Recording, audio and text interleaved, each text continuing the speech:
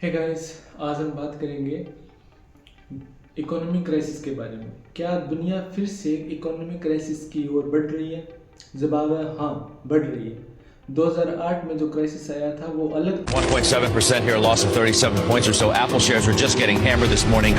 था, लेकिन अभी जो क्राइसिस आने वाला है वो अलग होगा।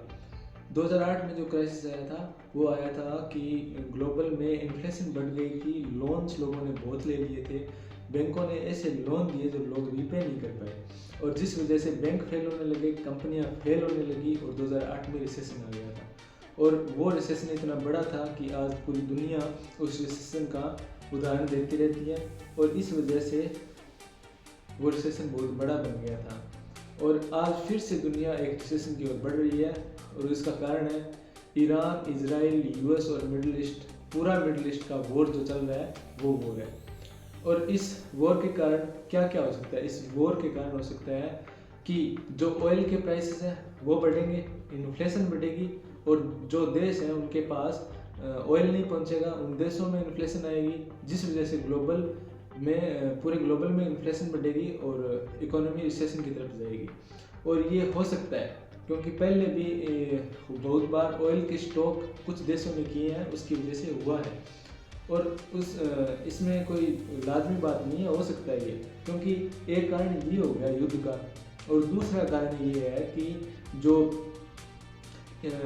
लोगों ने डेप्ट ले रखे हैं।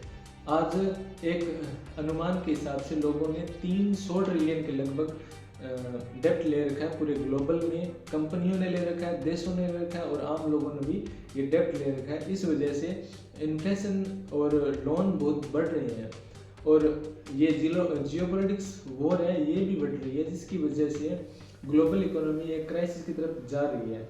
और ये क्राइसिस होना एक कोई बड़ी बात नहीं है, ये हो सकता है, लेकिन जो इकोनॉमी है वो अभी भी इतना नहीं है कि इकोनॉमी क्राइसिस की तरफ जाएगी, क्योंकि इकोनॉमी दो साइकिल पे चलती है, एक है रिसेशन और एक है बूम। तो कुछ भी हो सकता है पूरी दुनिया में, और पिछले कुछ सालों में पूरी दुनिया में इन्फ्लेशन तेजी से बढ़ा है। इस बात का ये साक्षात सबूत है कि फूड प्राइसेस में जो बढ़ोतरी आई है, एनर्जी प्राइस में बढ़ोतरी आ रही है, हाउसिंग प्राइस में बढ़ोतरी आ रही है, सब कुछ महंगा हो रहा है। और इन्फ्लेशन को कंट्रोल करने के लिए सेंट्रल बैंक इंटरेस्ट रेट बढ़ाते हैं, लेकिन जब इंटरेस्ट रेट बढ़ते हैं ना तो बिजनेस के लिए लोन लेना मुश्किल हो जाता है, और धीरे धीरे इकोनॉमी स्लो होने लगती है। और जो इनका ईरान इजराइल का वॉर है, ये पूरी दुनिया का सबसे खतरनाक कॉन्फ्लिक्ट है, क्योंकि मिडिल ईस्ट में जो कॉन्फ्लिक्ट है ये खतरनाक ही माना गया है, क्योंकि ईरान इजराइल के मिलिट्री टारगेट्स पर स्ट्राइक किए हैं, क्योंकि ईरान नहीं, इजराइल ने पहले ईरान के मिलिट्री टारगेट्स पर स्ट्राइक्स किए हैं, फिर ईरान ने भी जवाबी हमले किए हैं बहुत सारे, जैसे इनमें यूएई पे भी हमले किए हैं, कुछ और देशों पे भी हमले किए हैं। तो इस वजह से वॉर बढ़ता जा रहा है, टेंशन बढ़ती जा रही है, और इस रीजन में वॉर फैलता है तो सबसे पहले इम्पेक्ट पड़ता है ऑयल प्राइस पे।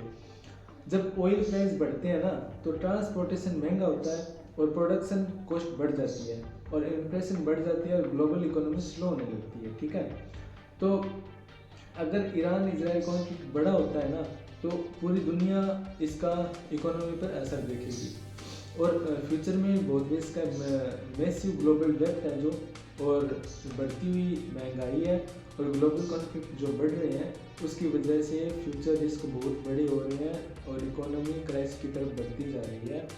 और अभी भी क्रैश निश्चित नहीं है, क्योंकि मैंने पहले भी आपको बताया था कि इकोनॉमी दो साइकिल पे चलती है, एक तो चलती है बूम पे और एक चलती है रिसेशन पे।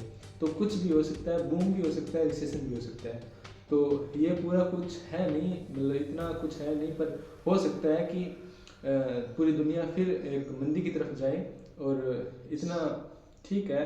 और मैं अब ये आप पे छोड़ता हूँ, आप बताइए, आपसे सवाल है कि क्या इकोनॉमी में क्राइसिस आ सकता है, क्या इंडिया स्टेबल रहेगा या नहीं रहेगा?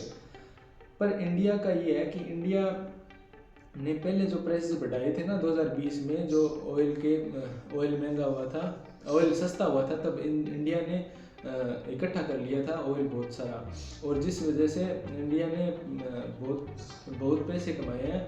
और उसके बाद भी इंडिया ने ऑयल के प्राइस कम भी नहीं किए थे जब ऑयल दूसरे देशों में सस्ता हुआ था तो इंडिया ने ऑयल के प्राइस कम नहीं किए थे और अभी भी उतने ही प्राइसेस हैं। तो पहले जितने प्राइस होने चाहिए 50 या 60 रुपये होने चाहिए वो 120 पे है और अभी भी अगर प्राइसेस बढ़ते हैं 110 या 20 पे तो सरकार को कोई प्रॉब्लम नहीं है क्योंकि सरकार ने पहले बहुत सारा टैक्स ले चुकी है और अगर अभी टैक्स ना ले तो सरकार को कोई दिक्कत नहीं है।